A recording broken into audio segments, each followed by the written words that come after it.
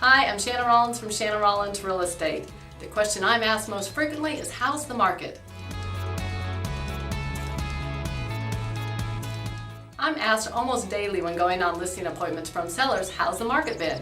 Well, the answer is the market's been fantastic. We have had a lot of buyer activity since December with a lot of contracts being written.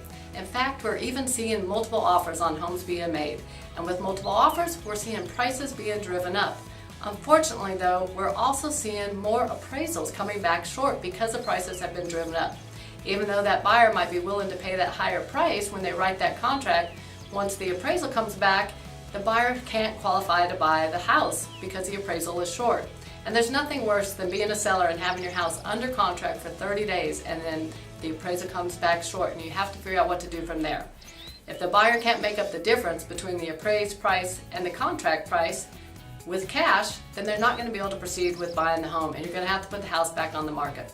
So as a seller, it's really important for you to know what is sold in your neighborhood in the last 6 months and nearby, and be sure there's going to be comparables that will support your sales price. For other tips about buying or selling, visit my website at shannonr.com and click on the video library link. And thanks for watching.